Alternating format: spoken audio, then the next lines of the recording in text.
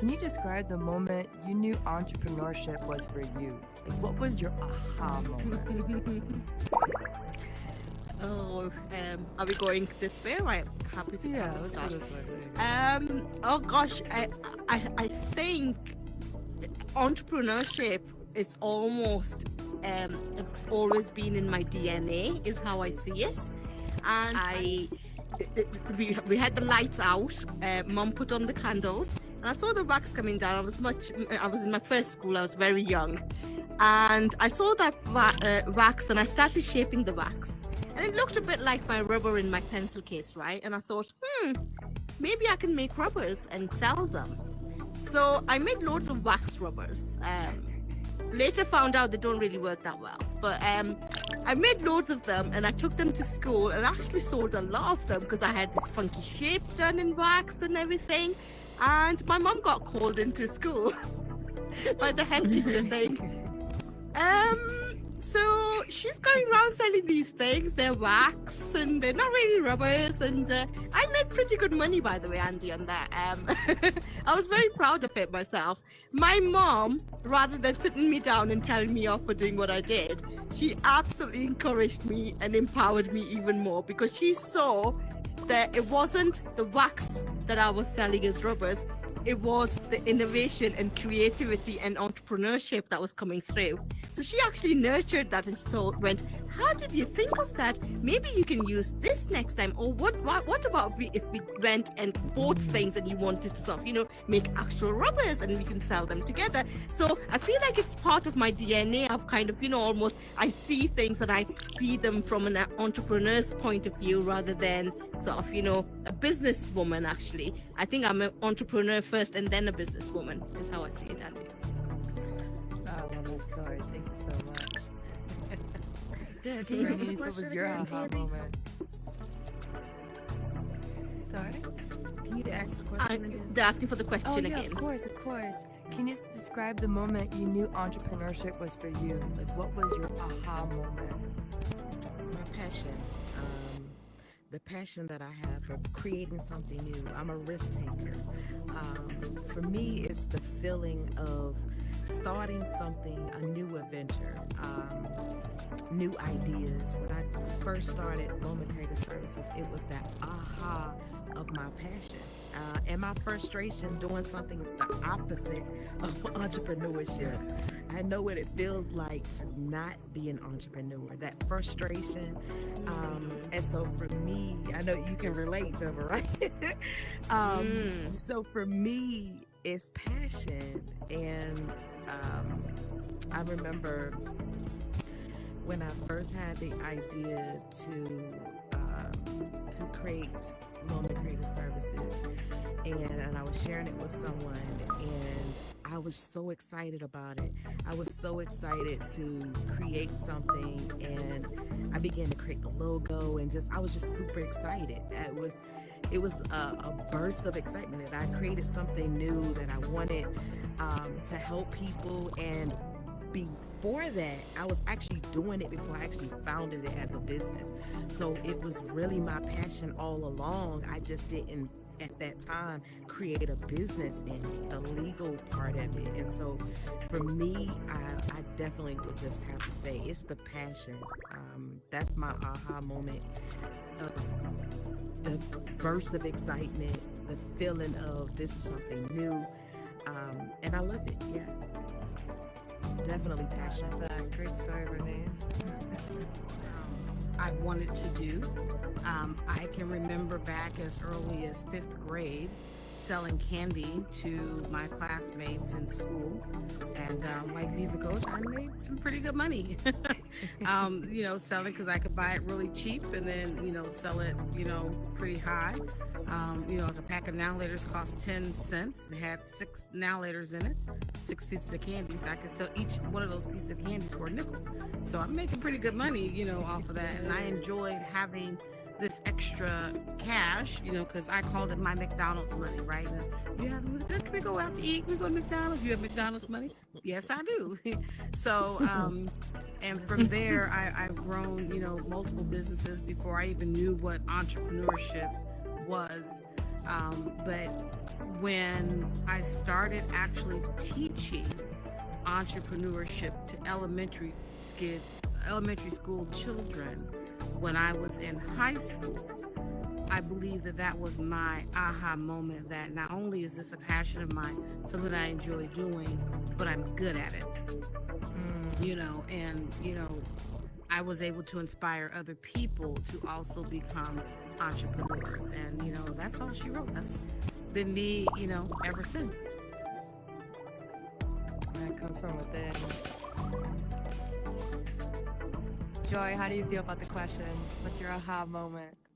So mine is kind of unconventional, but my aha moment was freedom. Freedom to be authentically myself, be unapologetically all me, and go in what I believe. Growing up, I didn't think that entrepreneurship was something that I could achieve. Being in the South and whatnot, you're only limited to a certain amount of things that you're exposed to, especially pre-internet and all that kind of stuff like that. And so in college, I've always been studious in everything. And so I had a path, or career path, that I wanted to go, which was nursing, but I was in denial because I don't like blood, y'all. And so I was like, okay, well, how in the world she's gonna be a nurse? And so I changed it, and I got my degree in finance and economics. And so going through that, I was like, okay, well, I think I'm going to start a business, but I'm like, no, I didn't. And I think that I could contribute to other people's dreams and hopes. And I ended up working for the government. And so I was like, okay, well, I'm excelling in this and I can do it. But then I always felt that something was empty, and I always felt chained, and I always felt that I had to be a part of somebody else's vision. And if I had another idea, they would be like, okay, yeah, that's cool and all, but this is what we're going for. And so when the pandemic hit, and I went full on to entrepreneurship, because I'm like, okay, I can do this. And I was afforded the opportunity to not even go back to work. And so I haven't been having a quote unquote job since then, because I've been in full-time entrepreneurship, and it has been incredible to be able to go all in on what you believe to be completely, creative, and be able to know exactly what you want to do and to contribute to everyone, So that's my little thing about my aha moment, is the freedom that I felt. Nice. Very good. I love that. How many people in the crowd feels freedom for entrepreneurship? Yeah, it's a powerful word. Definitely to relate to that. All right. Good now question. I have another curveball. This one's a little bit more complex, all right? The first one gets everyone comfortable. We should start from JoyReign then. Oh my God. We'll see. How about we just have anyone who wants to jump in, how they feel about it. But in your opinion, how can VR technology be leveraged to solve real world issues? That's a good one. That is a good one. Discussions like this, I think we're setting a great example right now. Like, that was my answer earlier when Paige asked something. I think we're setting a great example and discussing real life issues. So having discussions, having conversations. Like right now, we could be doing anything right now, but we're literally having a panel talking about real discussions about diversity, about women, equity. We're having these real life conversations, and I think this is a great example for the question that you asked. Having real conversations to discuss what's happening in real life. That is a great example. We're doing it right now. So, confetti for everybody. We literally are doing that right now, discussing real life issues. And not only that, let's take it even further beyond these conversations. Like, let's truly connect even in IRL, some way of how we can connect and take it beyond even the virtual reality. So yes, we have these conversations in virtual reality, but let's connect. Like, Viva and I can have a conversation beyond the IRL, see how beyond the virtual reality, and see how we can connect even in the real world, in real life, situations. So taking it beyond, but starting here is fine. It's starting right here because I met some amazing women in this place that I've never, ever, or possibly may not ever meet in real life. And I know we all can share that story, but I've connected in a way in virtual reality and having those hard conversations like diversity, having those conversations of equity, having those conversations. We're talking now about entrepreneurship. So yes, I believe it was a great start. Change can start right here and having those real hard conversations in virtual reality, but take it beyond virtual reality and actually making some decisions in real life. Bernice, you floored it. Yeah. I'm reflecting back to my day at UN today, actually, because one of the things that when we started talking about closing the gap, we said was it's a very big question to answer. Let's focus on UK. That doesn't have to be the case with VR. I'm UK, there's US here, US is massive, so many different parts of the US. So I think there is value and VR brings that to us. And therefore the question of access becomes really, really easy one to crack down as well. Because again, think about access. I mean, I think Judius was talking about this earlier, where we were talking about how easy is it in real life to have a shop front. Now, I do actually have a business in real life, which is a burger outlet, and I know how hard it has been, and I know how much of sort of sweat and tears it's taken to get the place, make sure the rent is something that's sustainable for me. Going back to what again Judius was saying around your finances and making sure sustainable finances is part of that conversation. It's hard in real life, but VR allows us to kind of set ourselves up in a way where we've got the shop front and we can start trading from the very next day that we are when we're ready and we're launched. So I think that those are I see value in those elements. Our voice can reach much further out in VR across the globe than it can in real life. I was along such amazing group of women, but we were very realistic in saying a couple of things that we were discussing as projects to move forward. We had to start from UK. We had to start from UK because that was easier reach for us in real life. That doesn't have to be the case here.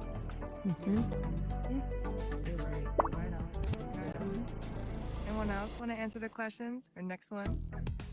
And can you repeat the question just one more time? I just want to make sure I'm answering. Yeah, of course. In your opinion, how can VR technology be leveraged to solve real-world issues? It can, in my opinion, it can be used in all ways, whatever way that we want to put our mind to it, and whatever problem that we see is there. I believe wholeheartedly that VR can fix it. As long as there is a real person behind it with real world experiences, as long as we share those experiences with other people, it can help no matter what. From a person who has not been college educated to someone who has, we all can meet into a similar space and share those experiences and learn from each other. So just with that, that's power by itself. Awesome. BlackSandz, you have something? Are you back? I'm back. Yes. Glitched out for a second there. Thank you. I'm an educator, and so as an educator, I'm sorry, I'm drifting a bit. I would have to say, lean into the education aspect. Give me a second here. I'm sorry. Education aspect of things, and I truly believe that the children, of course, are our future. And so the more that we can use this VR technology to get them experiences that they otherwise wouldn't have, being in school and being on one side of the hemisphere or another, I think that can help us to start solving issues and maybe even prevent some real world problems, down the line, and getting them, immersive field trips, having them to actually use VR to create and build things that otherwise might be considered dangerous or something to that effect. I think those are ways of getting started young and having our future be prepared to combat and create and mitigate any of those things going forward. Great answer. Oh my gosh. Paddle on Very fire. good. All right, back to an easy one. How do you define success as an entrepreneur? Easy or not, baby. Is that me? I would just say making an impact. I don't know if it was me, but to me, success is making an impact. I would say definitely making an impact makes me successful. That's good. By using my gifts, my talents, the knowledge that I have. Someone mentioned earlier about mentorship. I offer mentorship and coaching, and creating that impact definitely is a way to be successful. To me, it's not money. You know, to me, it's definitely impact.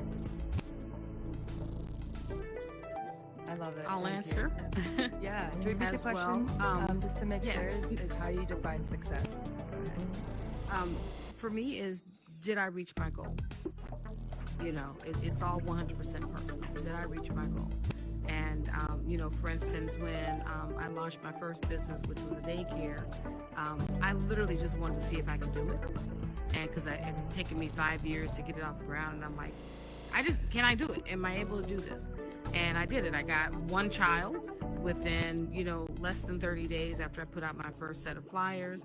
And I kept that child, you know, all summer. We did a lot of great things. And for me, I was successful. I had no clue that was going to turn into a 10-year business, right? Where I had, you know, 3 to 5 employees and 2 locations at any given time. And that wasn't my goal. That wasn't, you know, my goal was just simply proving to myself that I could do it, you know. So, you know, that's, I'm going to stop there. That's it.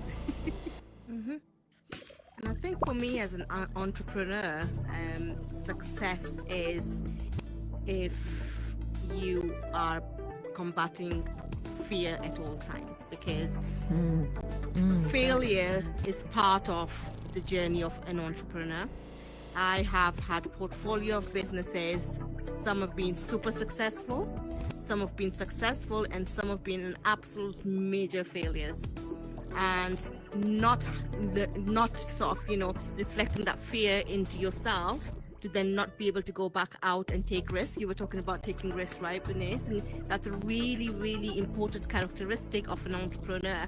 It's got to be calculated. It's got to be calculated. But I think that's, for me, a successful entrepreneur is the one that does not have fear of failure, and when faces one is able to pick themselves back up again and not lose that part of their identity as an entrepreneur. Still ideate, still innovate, still create. Absolutely. And I feel as though success for me is getting out of the bed each and every day and continuing to wanting to do this. That is successful. If I can do that, determining not to stop, give up on myself, because it's not about the business. It's about, like BlackSandz said, it's personal, about not giving up on myself, but continue to do the work that I love, and knowing that it makes a difference to me. If it doesn't make a difference to anybody else, it doesn't matter. But if it does make a difference to somebody else, glory to God. But for me, it is personal as well, to be able to continue to go. That I'm successful. I love it. So much success. All right, another question, because I think we both talked about mentorship, and you brought it up as well.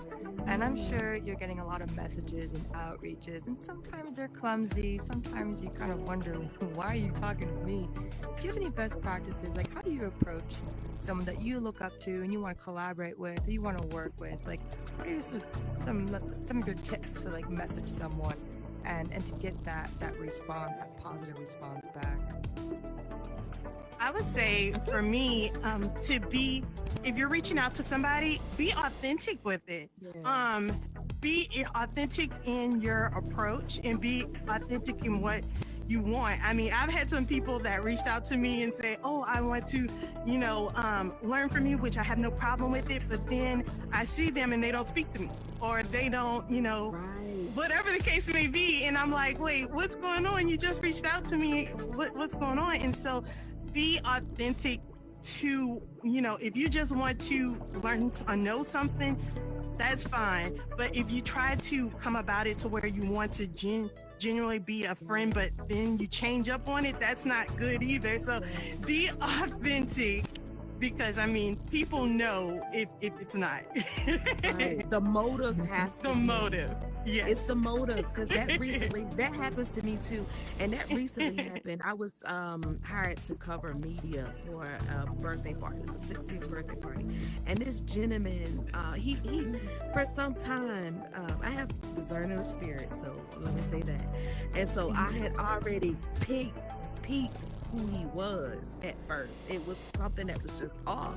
And so he saw me at this party. He's like, oh, do you know I admire you, and I see you have this the media, and I want you to mentor my wife.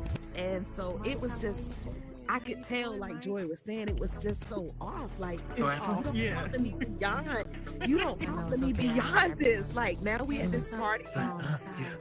Seemingly like you I got you. This teaching and stuff. So I think, like what she said, I just want to piggyback on what she said. I'm so glad that you're here. The voice, I love your and make your the voices scary, because I didn't know how to make it right. Just let that be known. I built a room. There's a bunch of space from the rooftop to the garden to a hot tub. Paige, okay. I'll call you back. There you go. Ease your time. So you have to be very discerning and whereas, because we're talking about mentorship. I've been in this for a long time, even before Loman created services. So I've seen a lot, and I think we need to be very discerning and cautious of that mentorship when people are trying to reach us, and those who may want to consider reaching out to others. Be very clear of your intentions. If you just want something from a particular individual, let that be known and clear. Don't be so behind the scenes and trying to do something that's negative, because 9 times out of 10 that individual will know somehow. The vibe will be off. We can feel the vibe, the vibe, even in VR. Like, people are approaching me, and I'm like, hold up, something is just off right now. and let's just be, I'm sorry, y'all, but I'm saying it's real. And let's just be authentic and be very clear. So what I'm saying, be very clear about your intentions, especially when you're wanting to reach out to someone about mentorship. And there's a difference between mentorship and coaching as well. So. Yeah. That part. That's good. Very good. I think with mentoring, if anyone ever reaches out to me, my first reaction to that usually is, let's just get to know each other, because you may think you want me as your mentor, but that might not be the case. You might want me to be your truth teller. You might want me to be your sponsor. You might actually want me to be your coach. So let's just get to know each other. Let's start there, because that point is where you then start building relationship, or not, depending on what you've just said, Bernice, there as well. So I think that's usually my approach, is let's just talk. Let's just get to know each other. Let me just tell you a little bit about myself. You tell me a little bit about yourself. And let's just see where this relationship goes, whether it actually lands as a mentorship, coaching. Like I said, do you want me to be your truth teller, or do you want me to be your sponsor? That's good. BlackSandz, I don't know if you're back. If not, come back to. Oh no, I'm still here. I'm still here.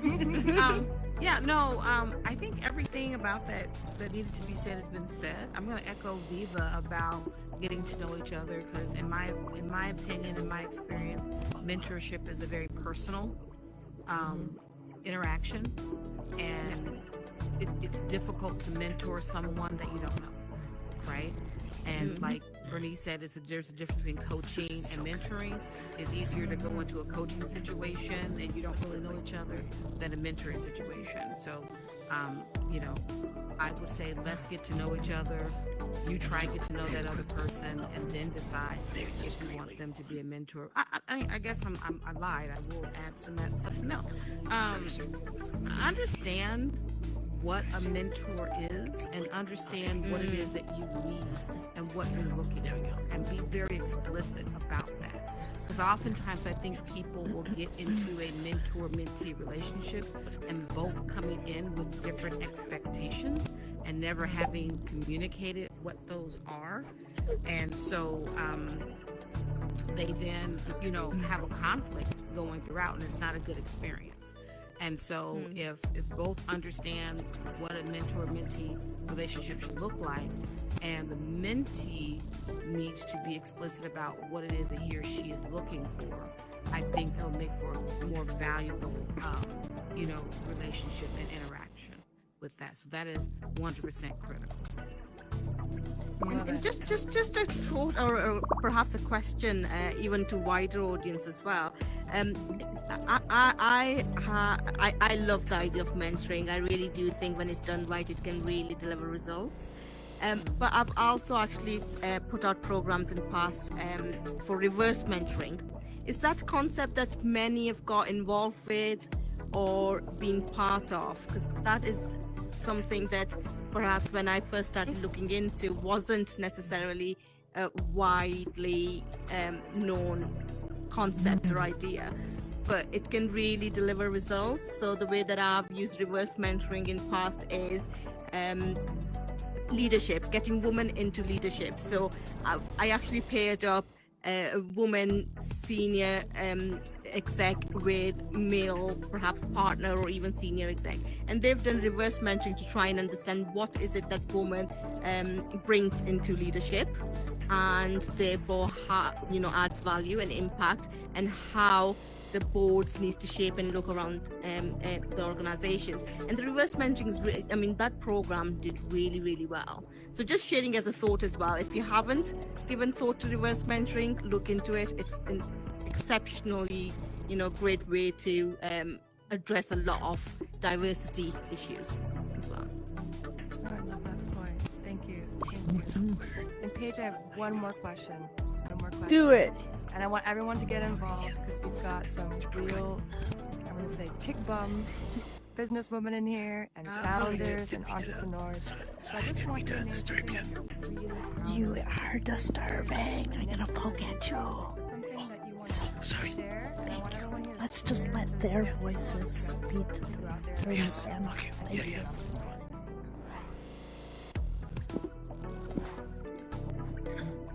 Shall we start with the audience this time? Could you repeat the question? Oh, the question, you, I want Andy. them to share something they're really proud of. And I want us to cheer because it takes a lot of guts to be an entrepreneur. So something that Good you're proud job. of, maybe a project that you're doing, or something that you just accomplished. But I want to take this moment just to celebrate something that you want to share with us. Sure. One of the things that I'm working on is being a chairperson of a leadership guide for a school in Africa, in Kenya. And it is a technology school. And I mean, this is in an area where it's really a poor town. And so what I'm doing is bringing on other leaders along with myself and help build that neighborhood, but with this school to educate the students there. And a lot of them are orphans. And so what I'm doing is actually creating a program where we bring in sponsors, we bring in other leaders and teachers. And this May, I have a few other leaders that are joining me in Kenya. We're going to travel there and actually teach the children there, even the orphans.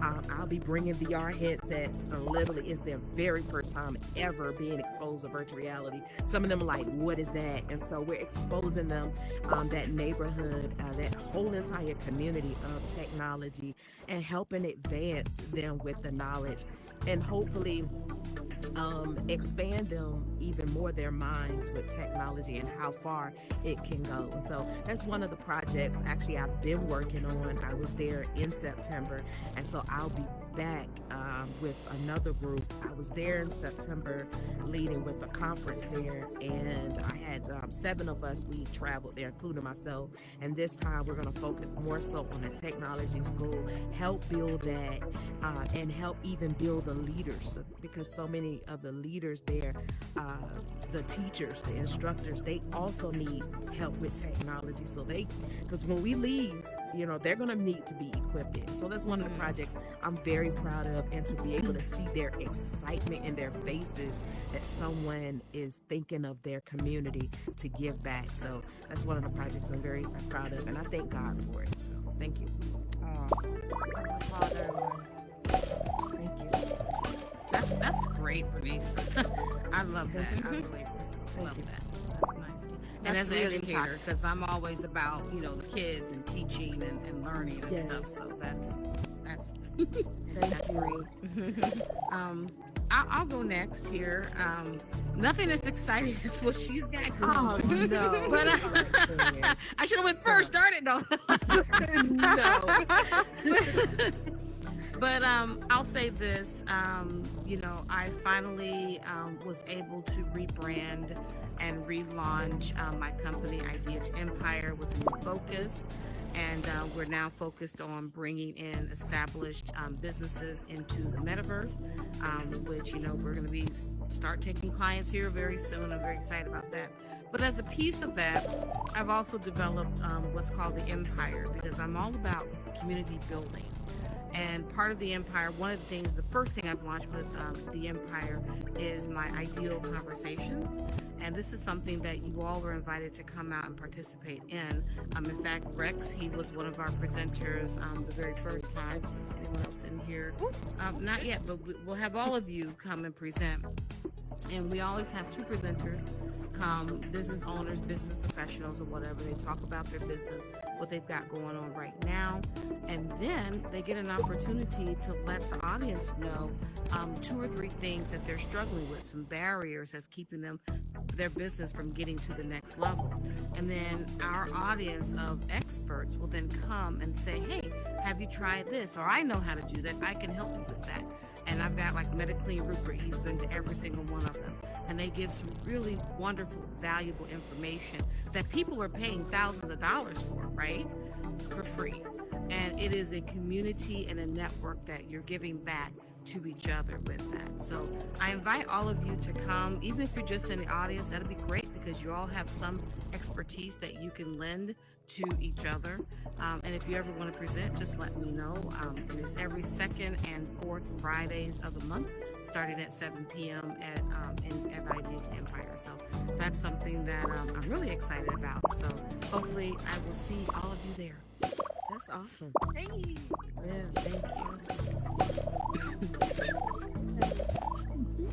Okay, well, I'll go next. Well, I'm excited because Joy in the Morning is coming back for season 4, so I'm super excited about that. It's going to be bigger and better, and I cannot wait until we start it up.